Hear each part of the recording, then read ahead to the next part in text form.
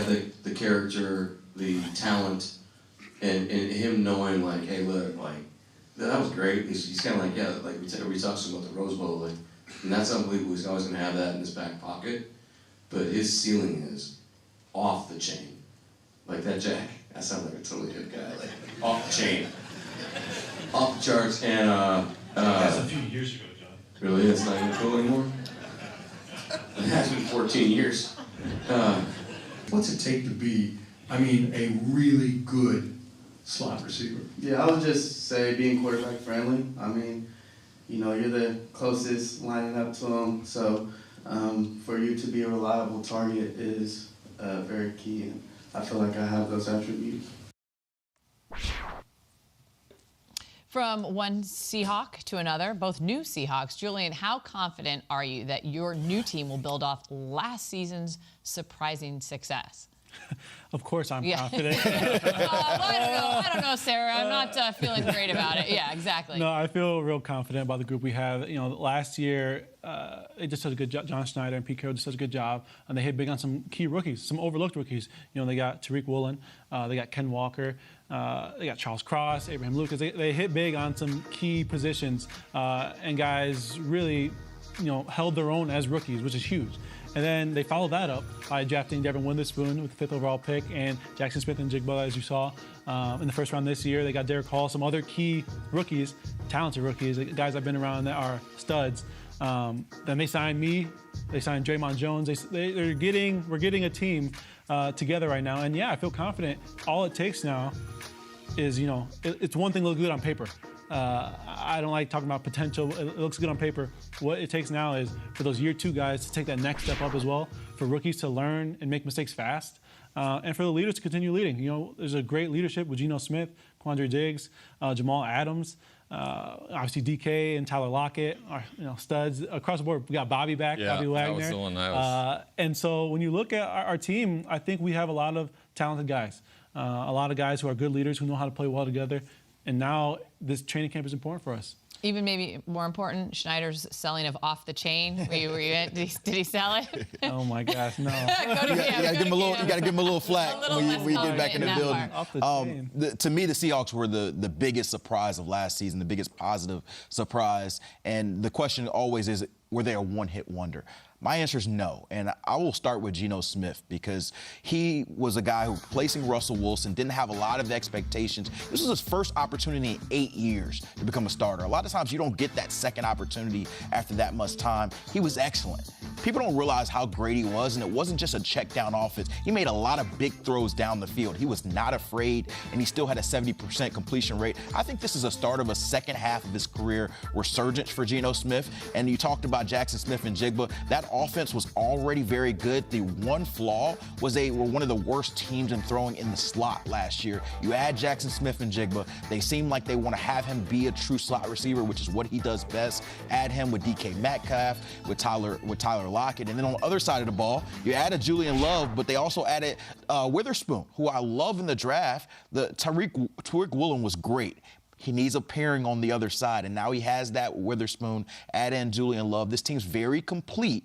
I still think the Eagles are the class of the NFC, but why can't the Seahawks be too? Why can't they win the NFC West and beat the 49ers team that has a lot of uncertainty with their quarterback situation right now? Well, I think that's what people are expecting. I think after what they were able to accomplish in Seattle last year with the resurgence of Geno Smith, I assume that the expectations are going to be at a very high-pitched level to do exactly that in a division where your real only competition, I feel, is going to be in the Bay there in San Francisco. The Arizona Cardinals are going to struggle a lot, and I think Los Angeles is going to have to figure out where they're going next. So this is a perfect opportunity for Seattle to take that next step outside the Russell Wilson era. Unfortunately, I do think they come back to the pack just a little bit. I think defensive coordinators had nothing prepared really for Geno Smith heading into last year. We've seen that take place in other situations when you don't know who the quarterback's going to be. I do think there's going to be a plan in place to maybe try to limit him a little bit, but I don't think this team gets worse. I think they stay around the same. It just may come back to the pack a little bit. They're going to be in a situation where they're vying for that final playoff spot, the 6 or 7 playoff spot, alongside the likes of the Chicago Bears, Atlanta Falcons, Green Bay Packers, New York Giants. I think that little clump of teams right there, kind of sitting outside in the division, are being the teams that are going to be playing for it. So it wouldn't surprise me at all if they're playing on Wild Card Weekend and upset somebody to get to the divisional weekend. Cam, you touched on it. Is people questioning, is this a one-hit wonder?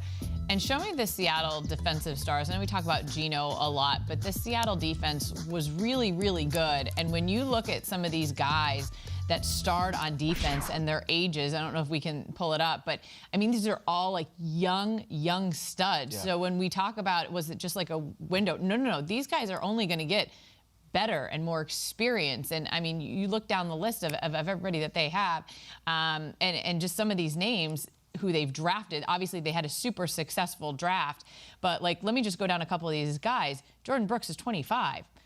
Darryl Harrell, 26.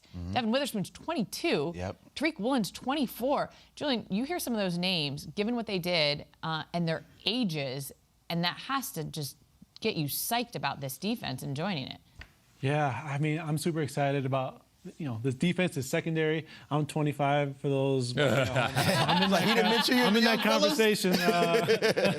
But the secondary is great because, you have, obviously, we drafted Witherspoon. You got Tariq Woolen, but Mike Jackson also is a very talented corner, NFL-ready corner who plays at a high level, has some experience across the league. Kobe Bryant had a great rookie year in the nickel, in the slot, which is probably the toughest position to play because you have a lot going on. He did a great job. He's going to try to take a next step. Talented guy as well. And, yeah, you have me, Jamal Quandre. It's a good cast around this defensive backfield. And then, yeah, getting Bobby back, like I mentioned earlier, is huge. This guy is a leader. We needed kind of a center. Having Jordan Brooks, hopefully he gets healthy soon. The D-line's revamped. And so, yeah, right now, it looks promising. I'm excited. Being out there this spring for this OTA period was fun because I get to understand, the defensive scheme. You get to know the coaches, get to know the players, kind of get that camaraderie right because that's what it'll take going into this year is for us to be tight from the jump. There's no chance, last year Seattle started a little slower. There's no chance for that, or there's no, possibility. There's no way we can start slow for us to be successful down the road. So we have to have a fast start, and that takes place in training camp, the preseason, getting that chemistry right, and just bonding as a team. Julian, Go ahead, sir. I was going to say, do you like that the Niners get so much attention? Do you guys feel disrespected, or do you like that you can kind of just sit up in that northwest corner? Go ahead, give them all the attention, and let us too. I just am curious, like on the flip side of that, are you annoyed by it, or do you like it? No, I mean, listen, I'm never annoyed at other success. You can put a chip on your shoulder if you want and say, yeah, we're disrespected. The Niners have it in NFC West, but it's not that case. It's a situation where we like to work in the shadows. Where Pete Carroll always is harping on, we're going to go about our work. People might not be talking about us. That's okay. They weren't talking about us last year. They were talking down on our draft picks, and those guys turned out great. And so there's something brewing up there in Seattle. It's not just the coffee. And so we're excited to take shape of that this year. And I mean, there's going to be some trash talk. That's kind of synonymous with the Seahawks brand. But we're going to play ball the right way for sure this year. Julian, you mentioned the draft picks. Tariq Woolen, we talked about DBs. He belongs in one of the top DBs based on how he played last year. Briefly, I'm looking at the Seahawks schedule. There's a game in there that maybe Seahawks fans aren't thinking about, but maybe you are, against the Giants. What should we expect when you play your old team next season? Yeah, I think week 4, Monday Night Football. Monday Night Football. At October. It's about 7 hours away from now. Not circled at all for you, right? No, it'll be exciting to get back to MetLife. I enjoyed playing there. But yeah, that's early in the year, and so those first few games are key in starting a season off right. And so, I won't make it anything bigger than it is. It'll be good to see former players, some former friends, former coaches, all that stuff. But we're gonna, hopefully go in there. It's a week 1. We're going to start week 1 on the right foot. And that's the only goal we have. It wouldn't hurt to get a pick that day, though. It wouldn't hurt at all to get a pick that day.